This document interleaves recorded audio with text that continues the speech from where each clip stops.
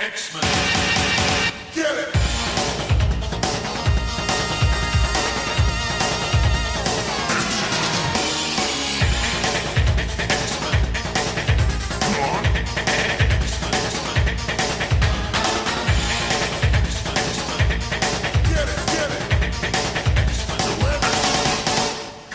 Hey everyone, and welcome to another exciting episode of Battle of the Atom.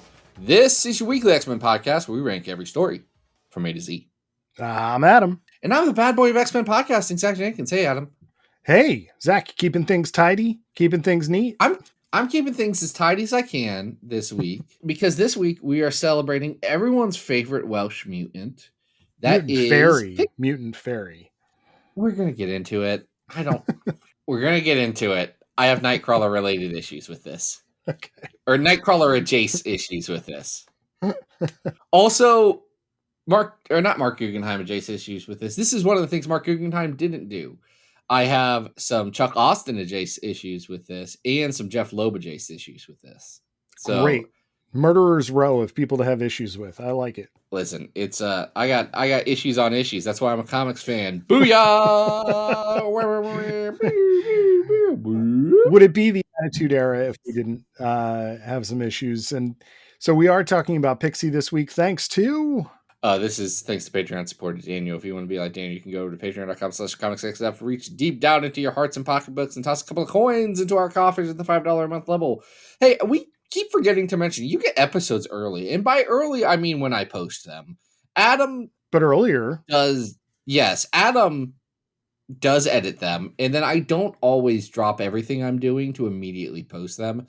And I'm sorry about that for some people. But on the other hand, I have kids. It's like, in your defense, I mean, sometimes these episodes are done by like the end of the week previous, so it's not always ideal. And you send me a note and I'm like, oh, I'm at work, Adam. I'm not doing that right now. And then I forget until Sunday and I'm like, oh, crap. Hey, gotta do that. Gotta get the day early is still good for our patrons, and sometimes even earlier, depending. So you also get to pick an episode of what we do, just like Daniel did. If you want to be like Daniel, do the thing I just said, because Daniel decided that we should talk about a very odd story that exists. So odd. And that is X-Men: Pixie Strikes Back, Volume 1. This is written by Catherine Immonen, with pencils by Sarah Pacelli, colors by Christina Strain. Look at that. Adam. Yeah, hi. Were you familiar with this book as it was coming out? I was not, and I have heard many, many people say that they adore this book, they love this book, this is like a fan fave. So I was very surprised, and Pixie fans, please make sure you're sitting down while I say what I'm about to say. This book is a freaking mess, and doesn't make a whole lot of sense. And I've heard it described as kind of like a fever dream, but I think that's being a little kind.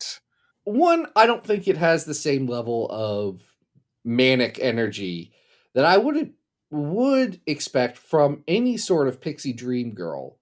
Or I guess in this case, Pixie Girl Dream, manic or otherwise. Yes. Let's start with what I am curious about in general. Adam, were you reading comics? I don't think so. At the time of Pixie's meteoric rise? No, I don't think so. Definitely not. Because she was a background character in the new X-Men stuff. In fact, doesn't like do anything with the team until right before Messiah Complex. And then after that, she starts to gain prominence in the Utopia era specifically, which is a challenge for her because she's also gaining prominence at the same time as Armor is gaining prominence in books that people were reading more. Yeah. But like Pixie was a major part of an X-Men video game that I have not played. X-Men Destiny. I do know she gets fridged in that game. Spoilers for a game from a while ago. That's unfortunate. It's so that Magneto gets motivation. That's what fridging is. It truly is. I watched the video. It's like, she's just dead. It's weird. It's a weird choice that they made. Never played that one. I listen, it got terrible reviews, so I didn't want to do it. I said, nah, I can save my $50. But Pixie Strikes Back comes before that. Love Sarah Pichelli's art in this. I think Sarah Pichelli is fantastic. I think we should get that out of the way first. The book looks fantastic. Pichelli's art is outstanding. And I think what dials it up even more is Christina Strain's colors. It's a beautiful looking book. So if you are a fan of Pixie Strikes Back because of the artwork, I can't fault you on that. I really can't. I think where we go wrong immediately is the script. And I was trying to think about how to describe this before we jumped on, and I came up with the conclusion that everybody is quippy, like everybody is quippy, and so quippy that they're not themselves anymore.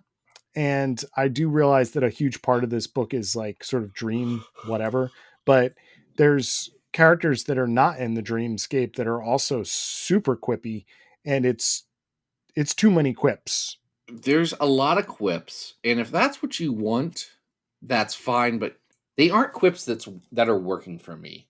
Like the team in this, there's a girls' school or not a girls' school, but they all get sent to a dream high school by a demon, and it's Blindfold, X-23, Armor Mercury, and Pixie. Mhm.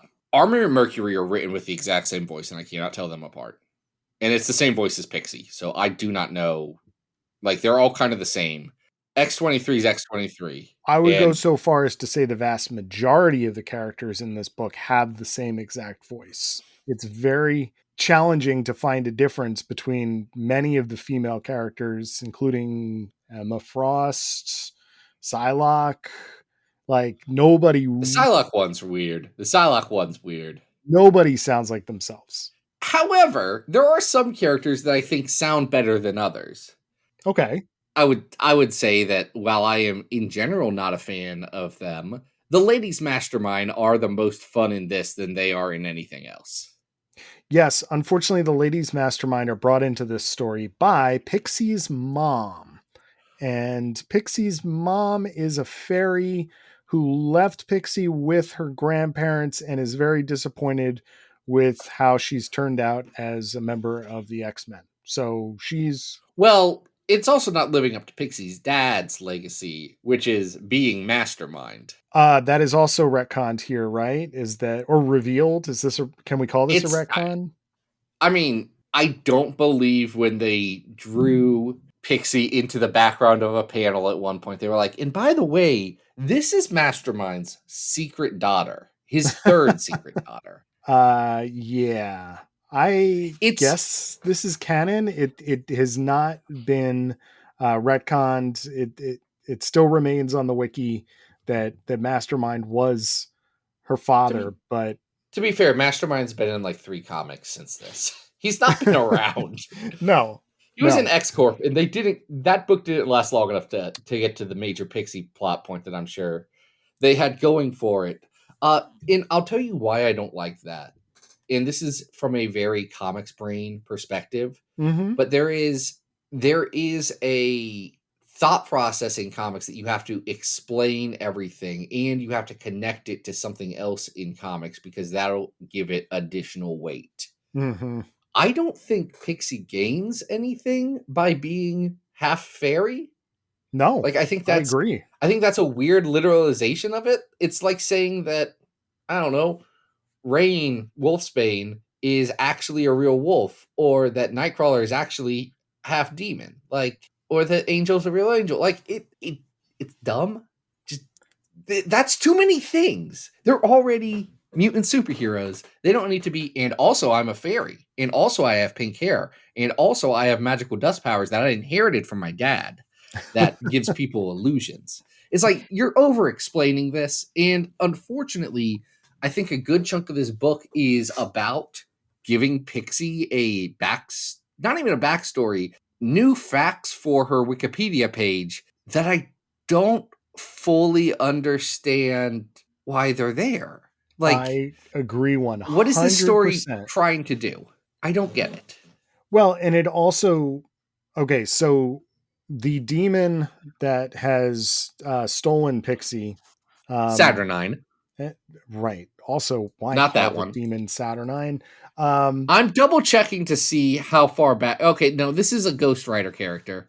This oh, is a okay. character from 80s Ghost Rider. So it's also spelled differently, but Yeah. yes. The demon's motivations are very unclear until the fourth issue, and they involve the Soul Dagger. They also involve, I guess, trying to like steal Pixie's powers.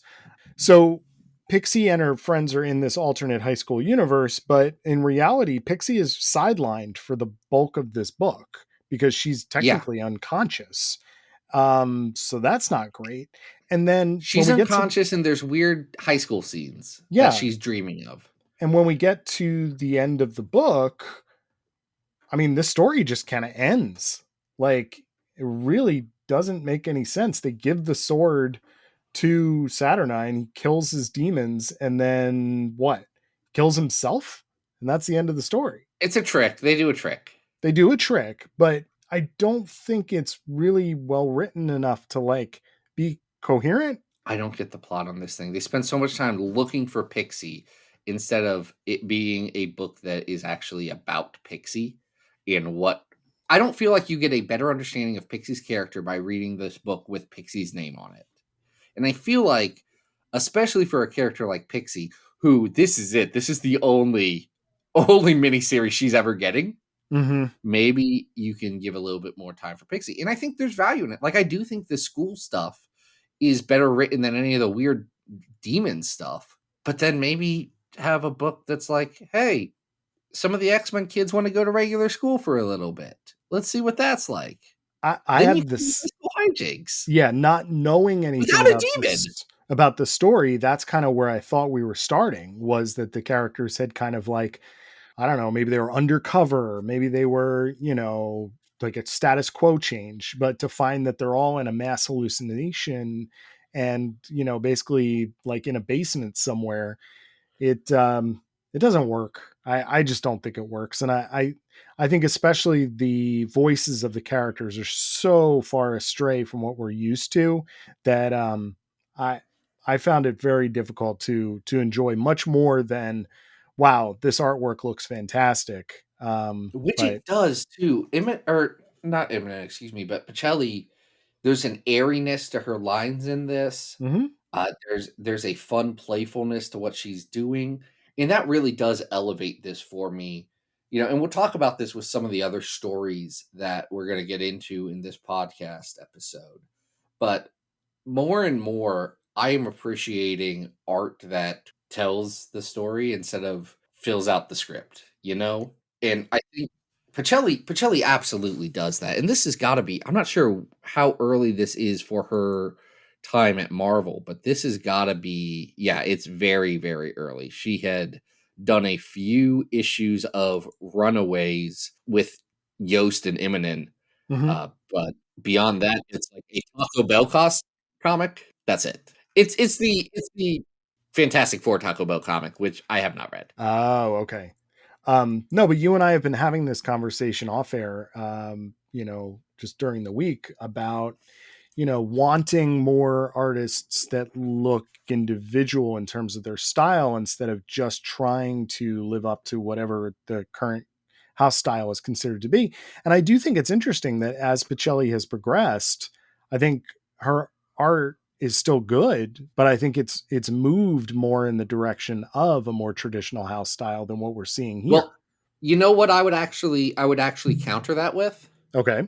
I think the house style, specifically the Marvel house style, as of today, is very much a reflection of them trying to keep up with people like Stuart Eminem, with people like Sarah Pacelli, like people like Dave Marquez, Mhm. and some of the big names that were going around like the Marvel Now era. Yeah, that's true. It feels like we are going through that, and you got great stuff out of that, like RB Silva and Pepe Larraz. Their stuff is number one on our list, and they were. I mean, RB Silva was very much a Stuart Eminem copycat. Oh, sure. Like that's what he was. But now we're getting copycats of the copycats, and it's just kind of got very homogenous. And that's something that's really challenging me about comics right now, is that at least out of the superhero comics, which are my comfort food, and like, I know they're bad for me, I'm still going to eat them. I'm not going to eat the comics. I'm going to read them. But like, if it's going to be there, I want them to be better because I know they can, because I've seen them before. Yeah, absolutely. I do think what helps here is Pacelli's doing her own inks on this. And, it really adds a certain style and flavor that maybe her work with other inkers might not. So why don't we try and rank this? I think we're very hot on the art and very sour on the, I said hot and The sour? nonsense story. Hot. It's not hot and sour. Hot and cold. Hot and sour is how you can sour? describe the lady's mastermind, I believe. Which one's hot and which one's sour? I think Reagan is hot and Martinique is sour. Reagan's the blonde. They both just hate each other and beat each other up. It's really funny. I think, listen, if we're going to have two ladies masterminds because Chris either forgot or had someone else use, I forget if it was either he forgot that there was a Jeff Loeb story that already did that, or they were using her in a lady mastermind in the Joe Casey X-Men Uncanny at the time, and he said, well, screw that, I need a lady mastermind. He made his own. Either way is great, Chris. Love that. It's really funny. If we're going to have two, instead of just keeping the good one, Reagan, then we might as well make them hate each other. I think that's fun. I agree. So why don't you tell our listeners about this big old list of ours, which I believe we're going to hit, am I right? 800 this episode? Bud, we are near the end of the road to 800. Wow. Because we've been ranking X-Men stories for quite some time, from best to worst. With the best X-Men story being the House of X Powers of 10, number 100 being Wolverine 48 to 50, the Shiva scenario, number 200 being All New Wolverine Enemy of the State 2, number 300 being Generations, Phoenix and Jean Grey, number 400 being Marvel Fanfare 1 through 4, Savage Land, number 500 being Deadly Genesis, number 600 being Uncanny X-Force Volume 2, 1 through 6, Let It Bleed, number 700 being the issues of X-Men The Hidden Years where they meet Storm, and 798 is, of course, the worst X-Men story of all time, 2099 order tomorrow. This is better than Deadly Genesis. I was going to say we're in the low 400s. Low 500s, like high 400s probably here. Because what do we have at 450? 450 is Captain Britain in the MI-13. I think I like that better.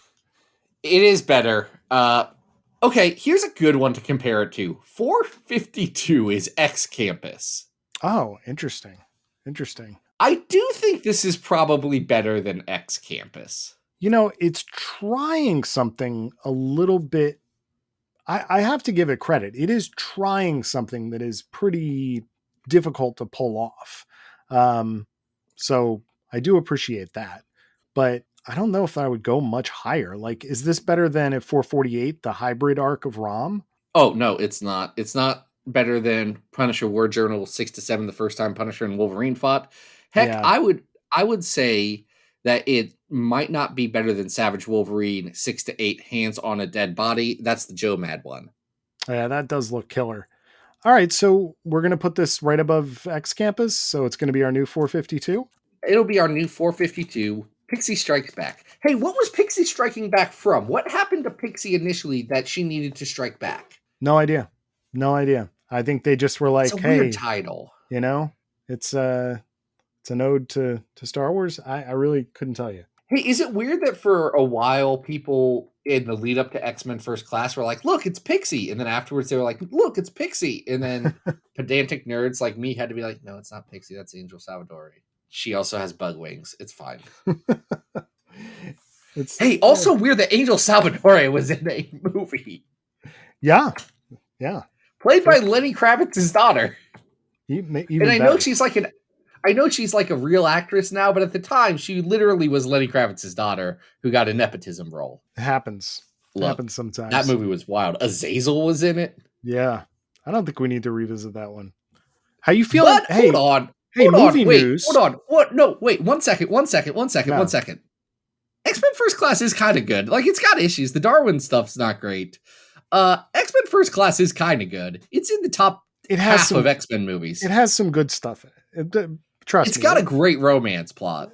Certainly not the worst of the X-Men movies.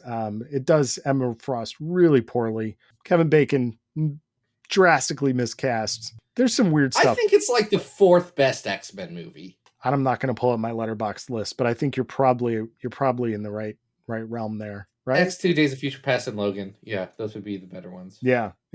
Anyway, what were you saying? Movie news? Oh, movie news. How you feeling about this just got leaked online? The Wolverine, Hugh Jackman in the yellow spandex. What are we thinking? I'm reserving the right to have no opinions on Deadpool 3 for the rest of my life.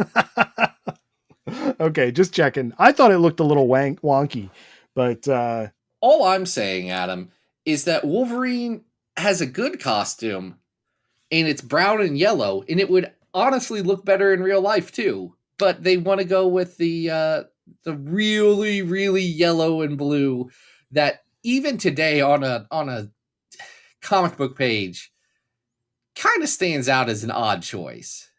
You know, it was funny, and this is a good segue into our next story, is that like it's so funny when you try and put like Wolverine's costume onto an actual human being, and it just highlights like how much like the anatomy of a real person doesn't, especially Hugh Jackman, who's way too tall to play Wolverine, like it just doesn't work. So Adam, you know that I have a Wolverine Halloween costume from years ago that my children make me put on sometimes? Yes. All I'm going to say is that me and Hugh Jackman looked a little bit alike in me in a Halloween costume.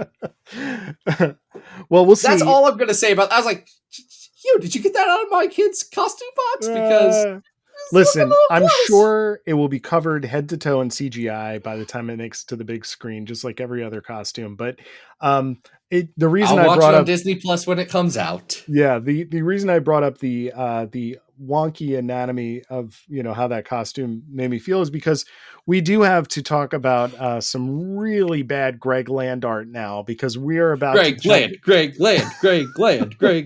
We need to talk about Greg Land. Some of the worst Greg Land I think I've ever seen, and this is Uncanny X-Men 500 to 503. It's called SFX, San Francisco X-Men. Hey, yes.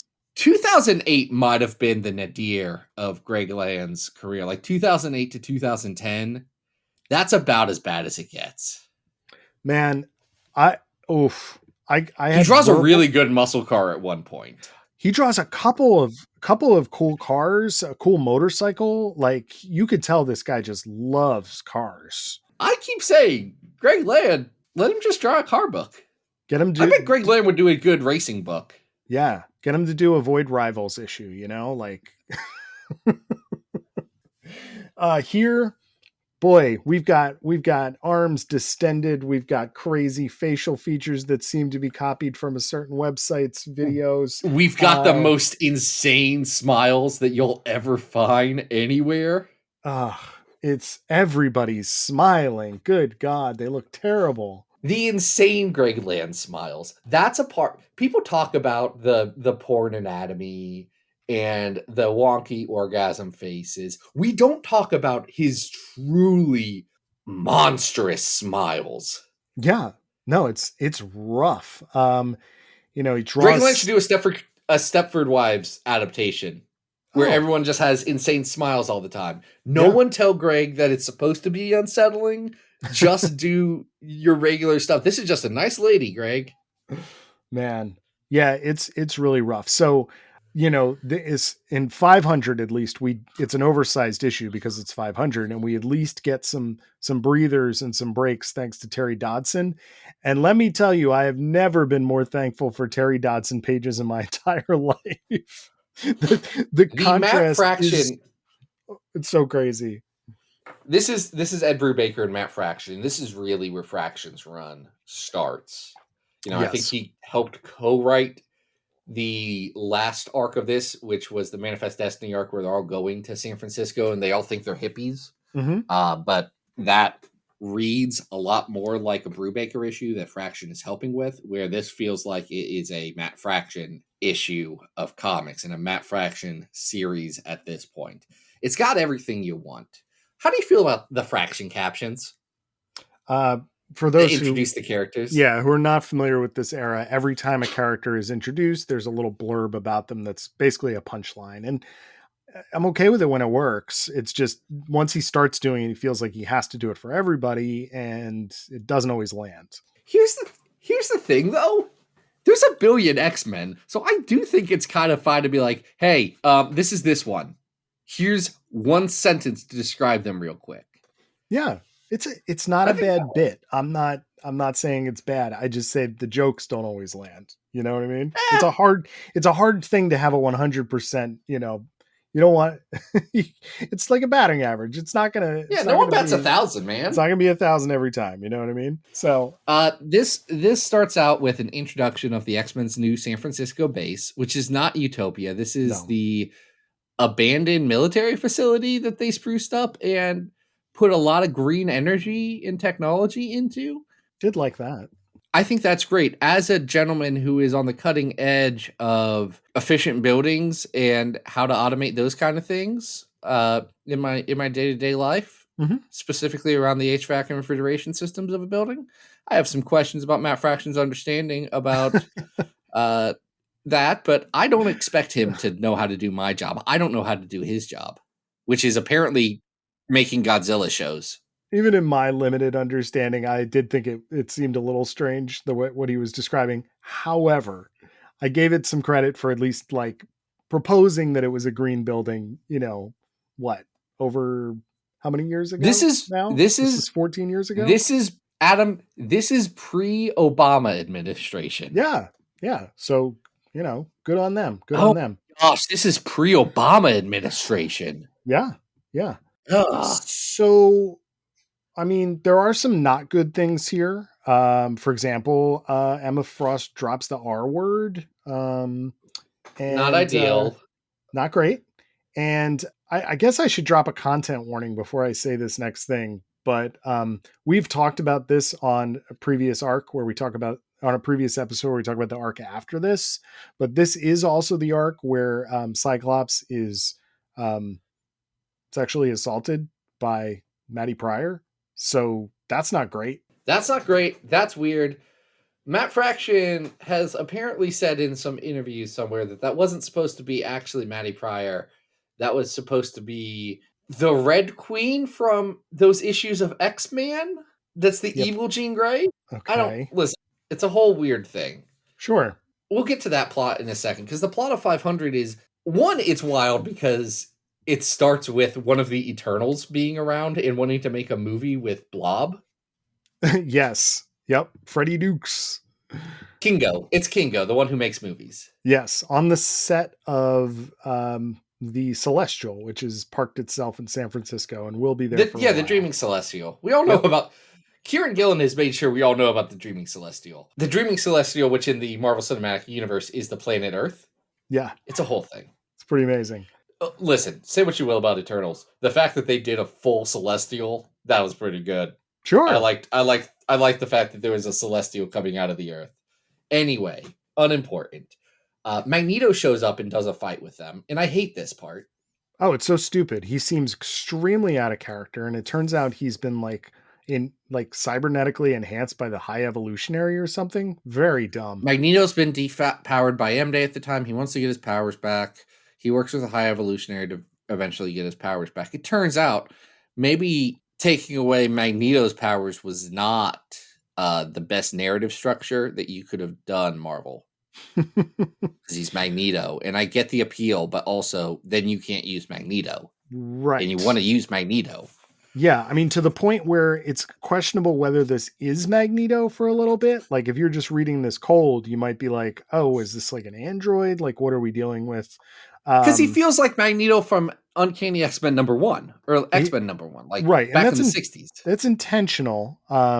There's the other callback that we're getting here is this giant art installation of several Class 1 Sentinels that have been used as a quote unquote kitschy art exhibit. And so, which is insane because Class 1 Sentinels were actually not purple. They were like that weird Kirby red thing, and then they eventually became purple. But that's fine. That's okay. And it's there's just, a lot of people the wrong Sentinels cosplaying, which is something we see elsewhere in this era. but lots of people cosplaying as Silver Age X-Men, and it's weird. It's weird. It ends up not mattering much because all that happens is now the X-Men are in San Francisco. They're going around. But wouldn't you know it, there's some people who aren't happy about the mutants being in San Francisco. And let's be clear, at this point, Fraction is leaning very heavy into a gay rights metaphor commentary with his X-Men. He does it with Proposition X later in his run. Like, that's explicitly what he's doing. There's a reason he set the story in San Francisco. Like, they aren't hiding this at all. And especially for people who may not have been very cognizant around this time because it was 16 years ago, this was a ongoing debate on if we should extend these people basic human rights, which the obvious answer is yes. But it was in the, like, I get why this is what the issue he's talking about right now and wants to address. I think that it makes sense even if it's not a perfect one-to-one, though it is odd because the world has changed so much in the last little bit. It is a little odd going back to this. Well, we say that, but yet, folks are under attack constantly by legislation across our nation. So you mentioned earlier Pixie getting fridged in a video game. So what is Pixie interesting does get fridged in a video game is that while Pixie does not get fridged in this particular arc, her story in this is that she gets mugged and beat almost to death. She gets hate crimed. Right, by the Hellfire Cult, which is a group of like basically white supremacists wearing Hellfire Club masks, and who are being manipulated.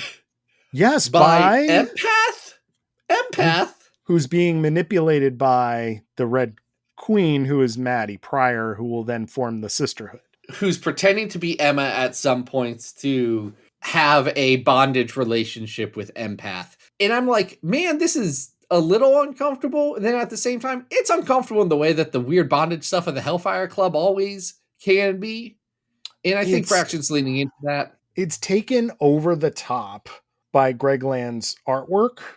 That's the problem with it. That's a huge part of this, right? Is because clearly his sources are pornographic in nature, right? I don't think that that's something he would ever deny. So that's part of it. I think he would deny it very, very heavily, just to be clear. I don't think anyone's gotten him on the record on that one. Well, I think it's the general, assumption. It's the general thing. Honestly, it's in my opinion, it's normally close to like a Maxim model or something like that. That's not explicitly like a porn thing, but it is overly sexualized magazine images. And I think that's more what people are getting at when they say that. But I do think there is a distinction there. Yes. Yeah, I would agree. In this case, he may just be drawing a BDSM model. I honestly don't know. I honestly, I don't think it really matters, like, per se. It doesn't, because it still looks bad. What it is, I just think that the way in which he depicts these characters, the way in which he depicts what they're wearing and what they're doing is just very reminiscent of a certain style of publication or video or whatever it is that you want to. It gets really uncomfortable when teenage girl Pixie gets sexy hate crimed. Yeah. Like she gets hate crimed and beat, but it's with like a sexy face the whole time. Yep. Yeah. It's really weird. That kills the story. Yeah. Also weird, we'll bring this up again because I guess this is just, we're making callbacks to other podcasts right now. I had not realized how insane the page of Dazzler meeting Pixie in the hospital was until I looked at it again. Yeah, so that is a classic page that Greg Land gets made fun of, right? Hey, I'm Allie. Hey. Yes. Have you heard Ben Percy quote that line? No, but I can imagine it in my head. It's just Ben Percy saying that in a Ben Percy voice. It's very funny. Honestly, what's more insane on that page is at the end, she's like, hey, Pixie, I just met you. You're in a hospital having just been beat up. Would you like to get a lot of people at my next concert super high? Yeah, right? Use your wing power and, your hallucinogen wing power. Yeah.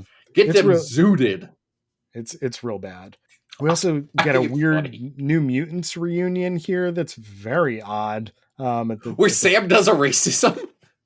I mean, yeah, I guess he asks what's on tap. Okay, Oh, let's talk I'm about this for a sorry. second. No, Let's no, talk no. about this for no. We're going to do the on tap thing for a second. Okay. Because the bartender is like, "What do you mean? Like, what beers do we have?" In the next panel, there is a neon sign in the bar that says, generic beer on tap. Yeah. This bartender sucks.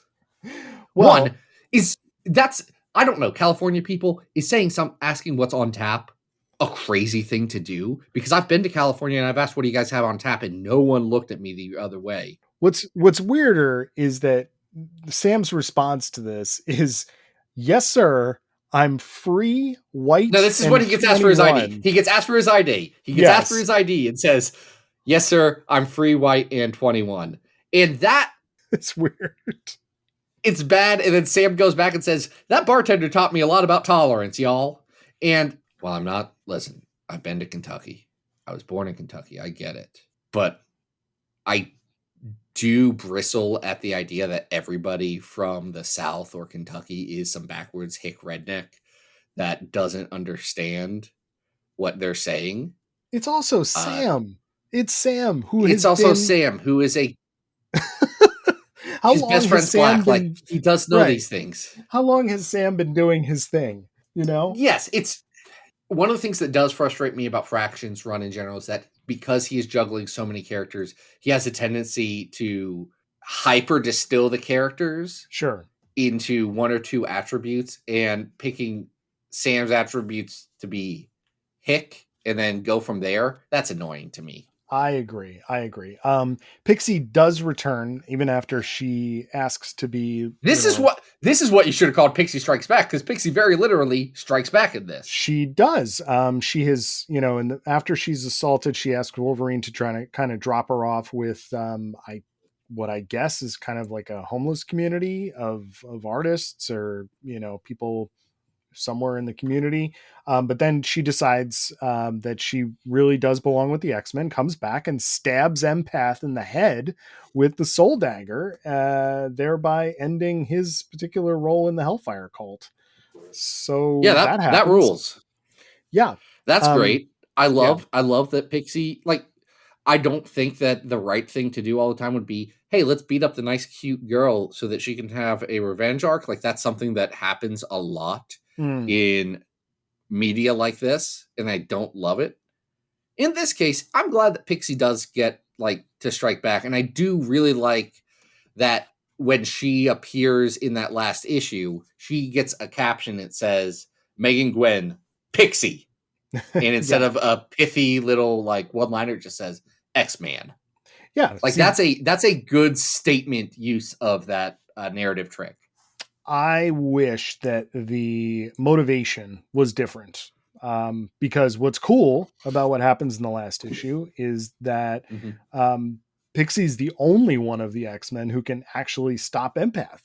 Everybody else is way too vulnerable to his powers. So the only one that can actually get through is her. So that part actually works for me. The initial assault is like, we don't need, like, It's there is a bad. way I mean, to it's tell that bad. story without doing that, And also, I mean, I hate to keep coming back to it, but this last issue does end with Scott realizing that he didn't actually get seduced by Emma. He was seduced and taken advantage of by this other character, which sucks. I hate. It just sucks. Absolutely despise that is, a character beat within these books. So it sucks that there's nothing that, like, the story's not about that. That's just a thing that happens, and then it moves on and never brought up again. And that's the other thing that's awful about it, is that this character has now, been assaulted in this way, and that it's never addressed again. It's just, the bad guys coming. It's like, okay, well, we could have dealt with that. It sucks. Also, I don't want them to ever address it again. Well, yes. But if you're gonna Like, do something I like don't. that, You should probably that should be in like your upcoming plans for how you're going to address things in a book. I'm not saying that you can't use assault or things like that in a story. It's a narrative, but it should be treated with a little bit more respect than you get in this. It yeah. sucks. Does this suck more or less than the Sisterhood arc at 774? They're very similar. I would Mm. point out one thing in that the Sisterhood arc is somehow more insane than this and has worse art than this. I think that there is enough redeemable qualities to this arc to put this above the Sisterhood arc. I That don't think it goes that low. I would tend to agree. But I mean, this is bad. However, the art is abominable, and there are some really questionable storytelling things that are happening here. Another Gregland story. Mm-hmm. Better or worse than Phoenix End Song? Oof. I think it's worse than End Song. Yeah. I think End Song is better. Okay. I can get behind that. Is this as where are you going down to? I was just looking. Typhoid Fever. How do you feel about it compared to that? That's at 755. I feel like this is better than that. This is probably better than the video game tie-in. For X-Men 2 Rise Legends 2 Rise of Apocalypse. Yep. Yeah. Is it better than Fabe's X-Men Forever? Oh, that was pretty bad. X-Men. Yeah, that's worse, Zach. I mean, like I want to give Fabes the end because he did the homework, but it's still pretty bad. It is still pretty bad. Yeah. I think Secret Invasion X-Men is better than this. I do too. But I would bafflingly bad story. I would give the edge to this over Excalibur. What is that? Volume That's 2, 1-4, Forging the Sword. I believe so. Yes. Yeah, that's pretty bad. It's either volume 2 or it's the start of the Claremont. Yeah. Genosha Excalibur. In either way, It's awful. So it's our new 749. Sure. Yeah. And Adam, we've now ranked 800 stories. Oh, congratulations. That feels good. This is great for us. So glad that we have spent our time ranking 800 X-Men stories. My goodness. Let's do another. What's wrong with us? We haven't been super hot on these first two, so I really think that we should end on a high note. I picked this one because I wanted to remember if it was a high note, and the answer is yes. It's Runaways Volume 4. This is the Secret Wars Runaways, written by N.D. Stevenson, who you might know from the film Nimona, that my boys super love right now, and that I am getting a little sick of. How many times have you had to watch it? I haven't seen it yet. I heard it's fun. Oh, you would enjoy it, Adam. It's a delightful, fun time. But when I have to hear the same lines over and over and over again, yeah. there is one movie that I've not had that problem with, and that is Enter the Spider-Verse. And it's really just because the What's Up Danger scene gets me every time. This isn't as good as that. It is pretty good. This book also has the distinct privilege of having Sanford Green on art. You might know him from Bitterroot. I friggin' love Green's art. It's so good. This extends to that conversation that we've been having about art looking unique, looking a little different, not adhering to a house style. And I still believe that this era of Secret Wars Battle World minis were, while hit or miss, was a playground that really did result in some very interesting comics. And I think this is a fun one. Because this version of the Runaways centers around the idea that there is kind of a Doom Academy in which kids from all of the different realms are being sent here to essentially battle royale it out for survival to become part of like this Doom Hitler Youth for but they don't know that they're battle royaling. That's the trick. They don't know that they are battle royaling until they are like in their final year, and then they're sworn to secrecy. So our cast here is really fun.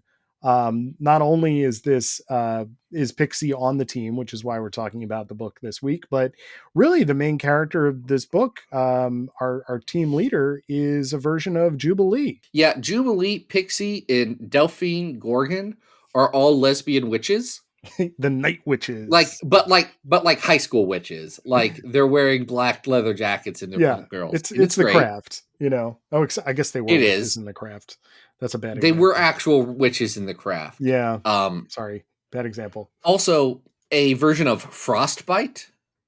Yep. You know Frostbite, the classic Marvel character. This is Sana Strand. Amadeus Cho is in this. Mm-hmm. But he's just a smart guy. But his best friend is Scar. Yes. You know, Hulk's son. Yep.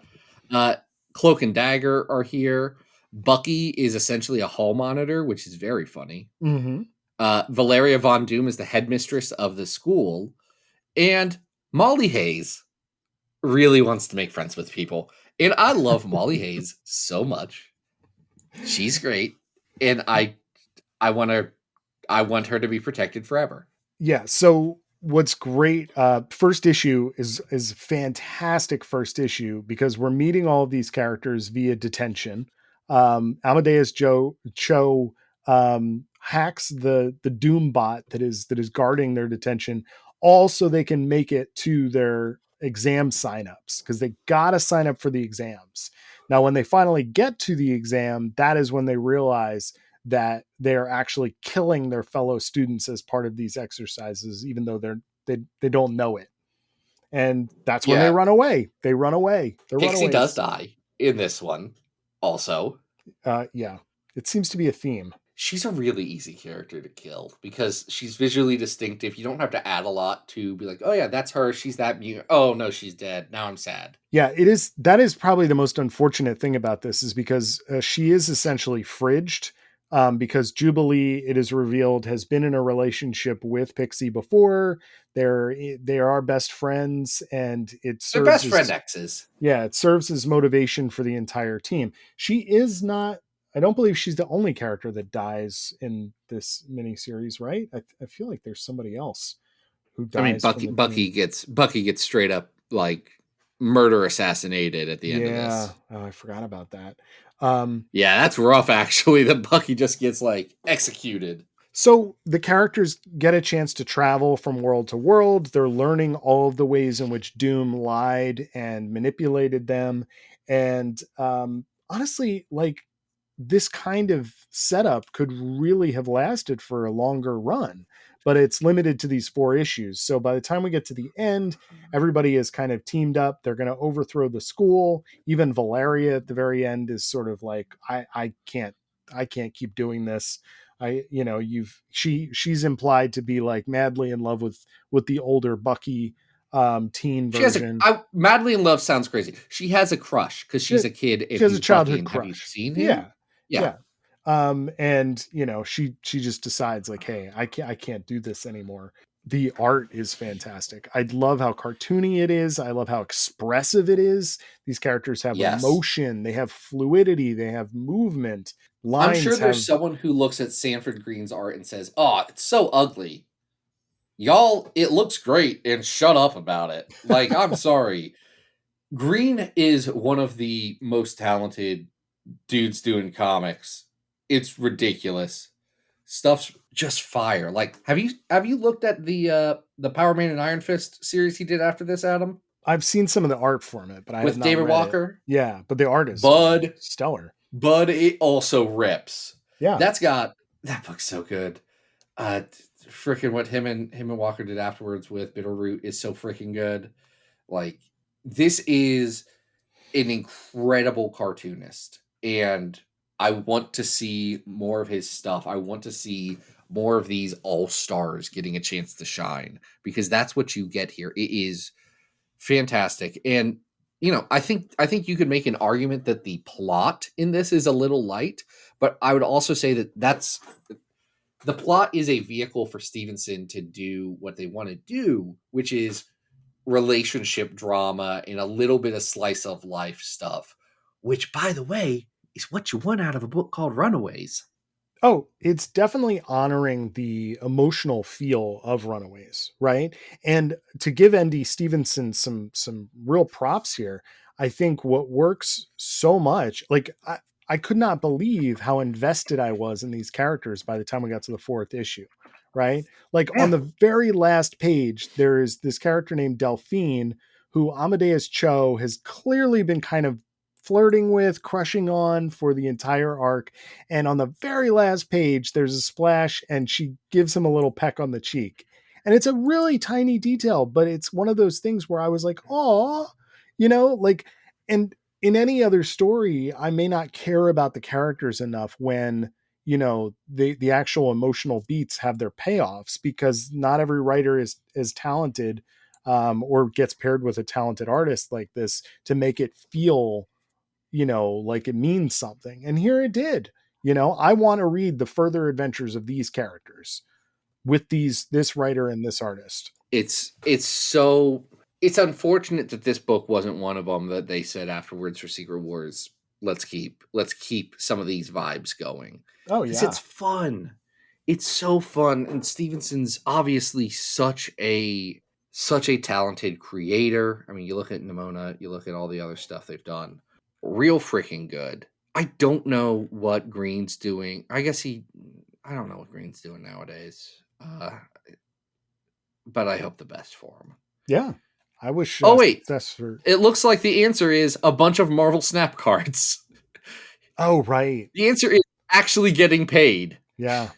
I have seen some Stevenson stuff in the game. Not Stevenson, it's Green. Stevenson's making movies. That's now. what I mean. Sorry, getting everybody confused here.